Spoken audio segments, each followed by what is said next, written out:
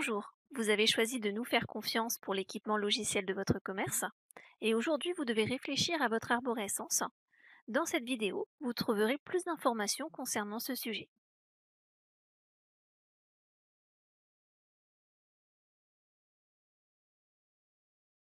Dans Artifact, tous les produits doivent être classés dans une arborescence propre à chaque commerce.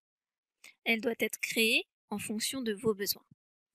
Voici une arborescence dans Artifact. Cette arborescence est constituée de boîtes et d'engrenages. Les engrenages correspondent à ce qu'on va appeler des catégories. Finalement, c'est le dernier niveau de votre arborescence. Vous créerez ensuite vos produits dans ces catégories. Attention, il ne faut pas être trop précis dans le nom des catégories. On considère qu'il faut au minimum une dizaine de produits par catégorie.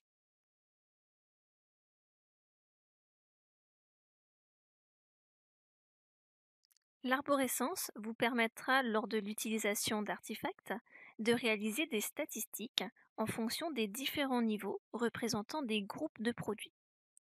Ces niveaux pourront être utilisés en tant qu'ordre de présentation ou en tant que filtrage.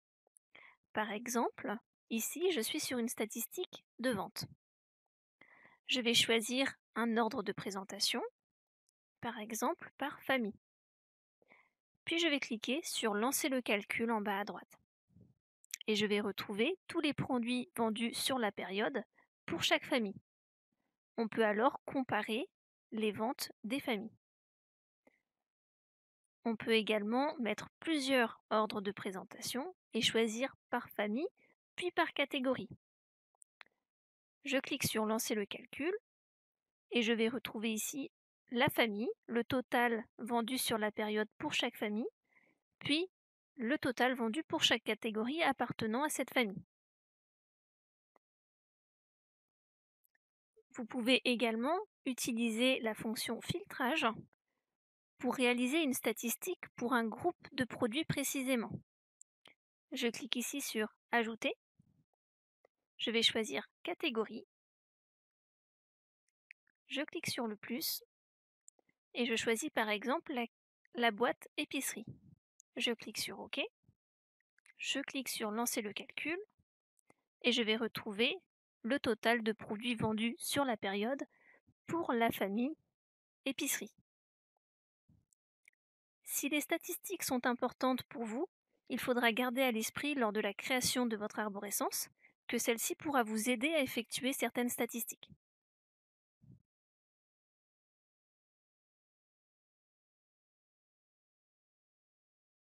Si vous avez choisi l'interface de caisse dite à boutons, l'arborescence est importante car elle va définir la présentation de vos boutons en caisse.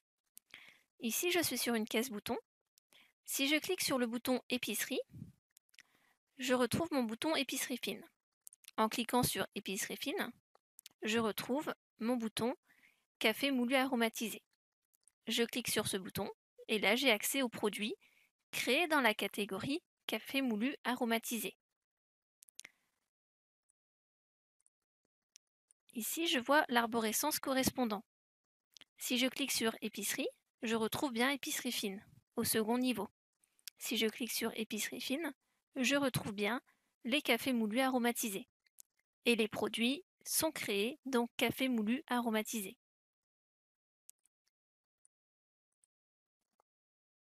En caisse bouton, on ne peut afficher que 3 niveaux maximum d'arborescence. Le bleu, le orange et le mauve. Nous vous conseillons donc de créer une arborescence avec 1, 2 ou 3 niveaux maximum. Si vous n'avez pas choisi la caisse bouton et que cette option vous intéresse, nous pouvons la mettre en place à tout moment, même si vous avez déjà commencé à utiliser Artifact.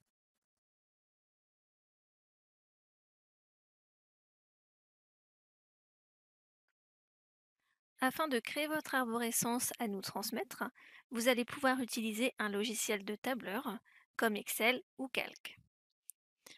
Ici, je suis sur un fichier en format Calc. Dans ce fichier, on va retrouver différentes colonnes qui correspondront aux différents niveaux de notre arborescence. Dans la colonne B, je retrouve le niveau 1 de mon arborescence. Dans ce niveau, je retrouve épicerie et fruits et légumes. Si je reviens sur mon arborescence, effectivement, au premier niveau, je retrouve épicerie et fruits et légumes. Si j'ouvre épicerie, à l'intérieur d'épicerie, on va retrouver le second niveau, épicerie fine, restauration rapide et bar. Effectivement, dans mon fichier, le niveau 2 est présent dans la colonne C et dans cette colonne, je retrouve bien épicerie fine, restauration rapide et bar. À l'intérieur d'épicerie fine, on retrouve le troisième niveau, café moulu aromatisé, café moulu nature, etc. Et ce troisième niveau est représenté dans la colonne D, café moulu aromatisé, café moulu nature, etc. Vous allez pouvoir comme ça créer vos différents niveaux d'arborescence. De plus, il faut renseigner un élément par ligne. La ligne 3 correspond à l'élément épicerie. La ligne 4, épicerie fine, la ligne 5, café moulu aromatisé, etc. Il faut toujours mettre qu'un élément par ligne.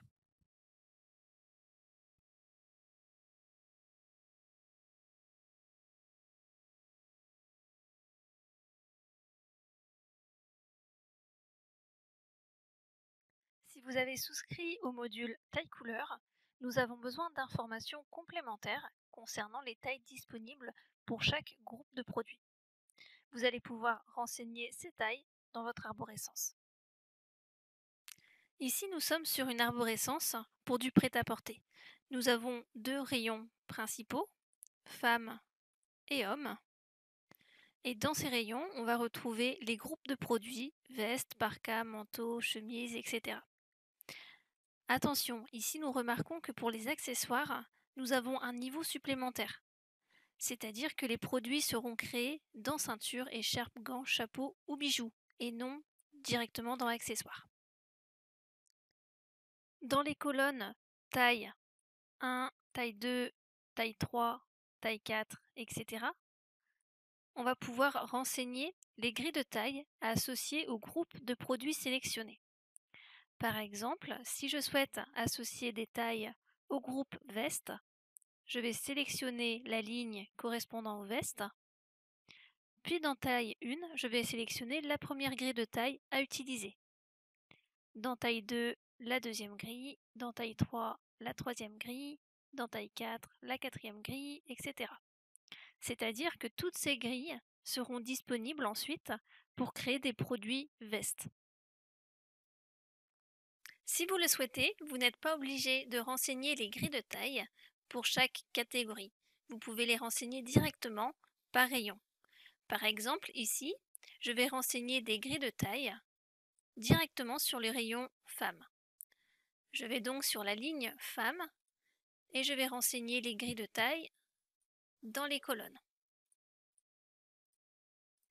Cela voudra dire que tous les produits qui seront créés dans femmes pourront être créés avec une des grilles de taille associées à femmes, que ce soit des vestes, des parkas ou des accessoires. Vous n'êtes donc pas obligé de renseigner les grilles de taille pour chaque catégorie. À droite du document, vous retrouvez la liste des grilles de taille disponibles par défaut. On retrouve le nom de la grille de taille, par exemple taille 1, 2, 3. Et ensuite, on va retrouver toutes les tailles associées à cette grille de taille. Dans la colonne Autres grilles de taille, vous allez pouvoir renseigner de nouvelles grilles de taille n'existant pas par défaut dans le fichier. Par exemple, pour le groupe de produits femmes, je vais renseigner une nouvelle grille de taille dans Autres grilles de taille. Je vais indiquer le nom de la grille et ensuite renseigner les tailles, etc. J'espère que cette vidéo a pu vous aider. N'hésitez surtout pas à nous recontacter si vous avez besoin de plus d'informations ou si vous souhaitez obtenir un modèle que vous pourriez modifier. Je vous souhaite une très bonne journée. À bientôt!